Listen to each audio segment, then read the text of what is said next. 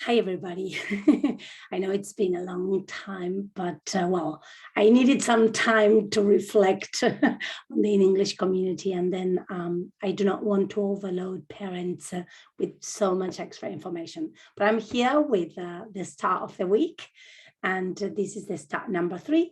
In this case, I'm going to speak about raising curiosity.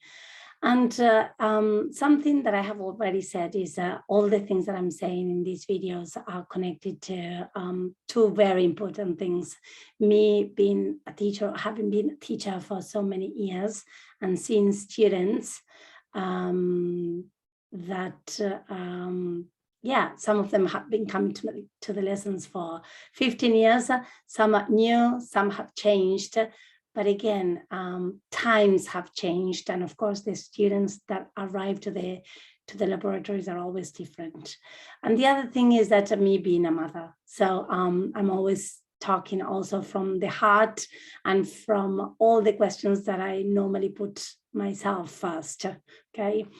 One of the things that I've noticed lately is that I would say in the last 2 years, is that students have more and more difficulties to be curious, okay? And by being curious, I mean the curiosity for two different things.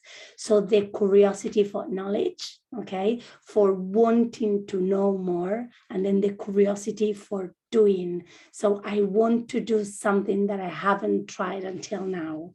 Okay, and of course, I like to start always with an anecdote. And this, of course, comes from my own experience. And in this case, it's the curiosity for doing. I love asking questions. The student know this very well for me, but I also love doing and trying and going for new experiences. And I understand it's not natural in everybody, but it's something that we should all incentivize in ourselves. And the anecdote has got to do with that beautiful salad that you have in front of you. It was around 8 years ago. I was invited to one of the best restaurants in Italy. It's called Piazza Duomo. It's in Alba, and it's got 3 Michelin stars. Okay, it was a dream, it was a trip, it was a journey, because it was something that I could only have done if somebody had invited me, and that's how it happened. And of course, it was a 4-hour meal because it was a tasty menu, and everything I tried during that experience was incredible. But what caught my attention the most was that salad. And the name of the salad is 213141, because the chef, who happens to be from Brianza, his name is Enrico Cripa, has got his own, the restaurant has got its own vegetable garden, all right? And so they grow vegetables, and the number of vegetables they put in that salad varies according to the vegetables that are in season, okay? And so some days it could be that you have like 41 vegetables. Some days it can, in summertime, I think the salad gets to around 90 different herbs. And of course that blew my mind, and but I loved everything about Enrico Cripa. And 1 week after, I was sending him a message and an email. I searched for the email and I said, Enrico Cripa, I'm Argentinian, I live in Lecco, but I want to learn how to cook. And do you think, is there any possibility that I go and visit your vegetable garden? And 10 days after he was sending me a message, he invited me to the vegetable garden. I went there one day.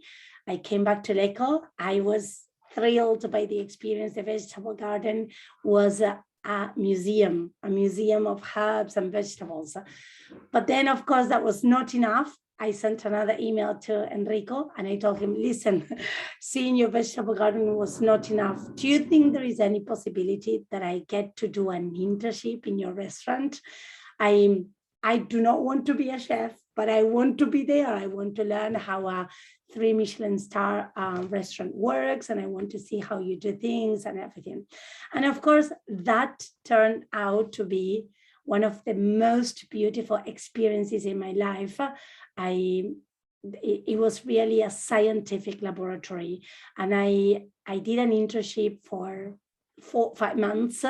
I met wonderful people, but then it all happened because I was so curious about doing that. I remember everybody that I told about this story, they kept on telling me, but how did you do that? And I just said, I asked. And so people forget about asking, okay? And embarrassment is one of the reasons, but there are many other reasons. But we need to incentivize our children to ask more, because it's only by asking that we know better and we do better, okay? And some ideas of how is that we can do that. One thing that I try very often with my children, and of course my students as well, is to challenge them with a topic. So if my children come and ask me, or come and tell me about something that happened to school, I add 1 or 2 words at the end of the sentence, because I want to show them that I want to know more about the situation. So if they come and tell me about a story, I tell them, and what happened after? And then I ask them, why do you think was that? Okay. And then of course I add, tell me more. Okay. On the surface, we get to know the details that everybody gets to know. But if we add an extra question and people tell us and they feel confident and they feel at ease by telling us the details, that's the moment when we get the pleasure of knowing more, okay? The other thing is you can also challenge your children or your family or your friends with I don't know, by asking them, let's make a list of all the things that we would like to do in the future, okay? And first of all, you could be surprised because people might tell you, well, I don't know. The students keep on telling me, Mary, I don't know. I've never thought about that. I don't know. The students cannot come up with an idea. And of course, this star is not about judging, but it's about coming up with ideas to improve the situation. So I don't know, make a list yourself first of all the crazy things that you would like to do, and ask your children to do the same. So I don't know, one evening during dinner time or after dinner or Sunday morning or whenever, let's make a list of all the things that we could like to do, and then have them choose one and investigate and research. And if they have none, you have to think about it. We all have to think about it. There's always something there hidden that people want to do, and sometimes they don't have the courage to do it, or they don't have the courage to say it. So we need to help them, okay? And of course, last but not least, play the model, okay? As parents, we need to be the model of asking more questions. And then, of course, having ideas or having the will of the things that we still want to do in life, okay? But be the model of your children, because that's the number one thing that will, of course, push them to want to know more and want to do more, okay? And so that's it. That's my third star. I want to finish the video with a quote by Einstein, okay, which is wonderful. And it's, I have no special talents.